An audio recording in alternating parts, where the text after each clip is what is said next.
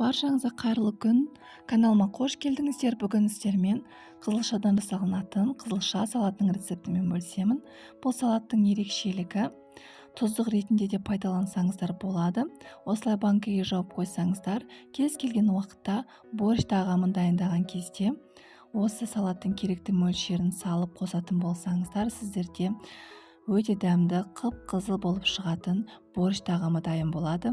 Ол үшін видеоны соңына дейін көріп, тіркелуді ұмытпаңыздар. Қызылша салатын дайындау үшін бізге қызанақ, қызылша, пияз, сәбіз, қызыл болгар бұрышы, сұйық май, қант, бір бас сарымсақ, ащы бұрыштар,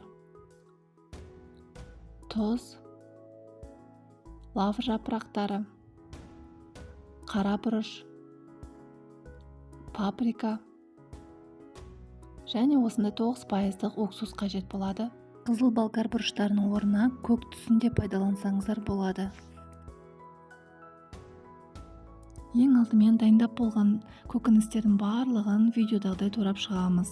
Қызанақтарды блендердің немесе тартқыштың көмегімен езіп шығамыз. Қалған көкөністердің барлығын видеодағыдай үккіштің көмегімен өткіземіз. Пияздарды дәл осылай турап шығамыз. Сарымсақтарды ірілеу қылып тураймыз. Ірілеу қылып турасаңыздар өте әдемі көрінетін болады. Ал ащы бұрыштар мен қызыл болгар бұрыштарын видеодағыдай ұзыншалап тураймыз. Сәбіздерді үккіштің көмегімен өткіземіз. Ең алдымен қызып тұрған қазанға сұйық майды құйып, сәл қызарып болғаннан кейін артынан пиязды салып, сарғайғанша қуырамыз. Шамамен 10 минут шамасында қуырамыз.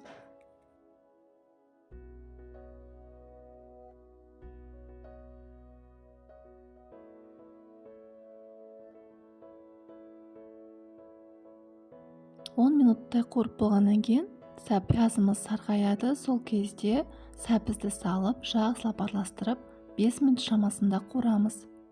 Сәбіздер жұмсару керек.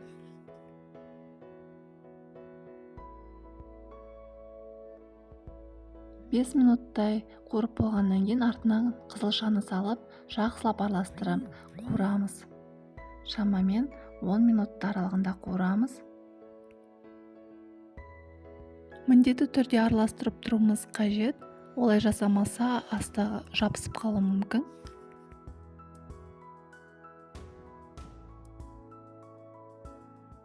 Минуттан кейін қызыл болгар бұрыштарын және ащы бұрыштарды салып, жақсылап араластырамыз.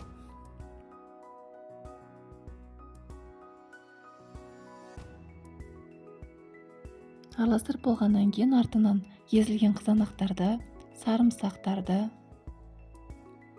лавр жапырақтарын, тұзды, қантты,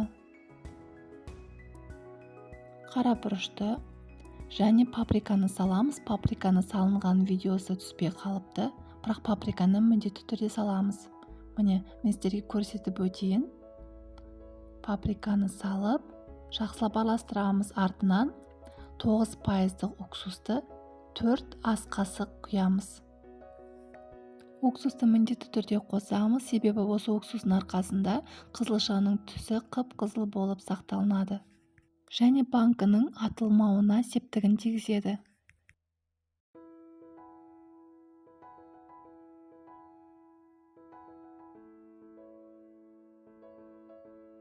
Жақсылап араластырамыз. Банкіге жабар кезде лавр жапырақтарын алып тастасаңыздар болады, немесе дәл осылай банкіге жаба берсеңіздер болады. Жақсылап араластырып, орташа отта 40 минуттай қайнатамыз.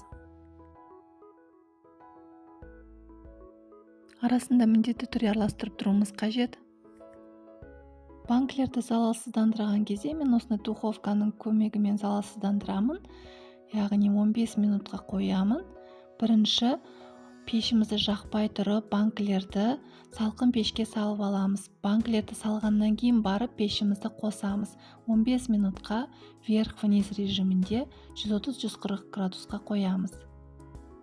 Дәл осылай 15 минут шамасында банкілеріміз буланып шығады. Қақпақтарын осылай 2-3 минут қайнатып аламыз. 40 минуттан кейін салатымыз дайын болды. Отты өшіріп, буланған банкілерге құя береміз.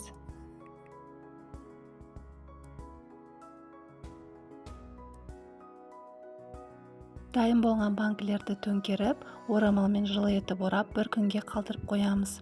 Егер видео сіздерге ұнаса, комментарий қалдырып, лайк басуды ұмытпаңыздар. Сіздерге ас болсын!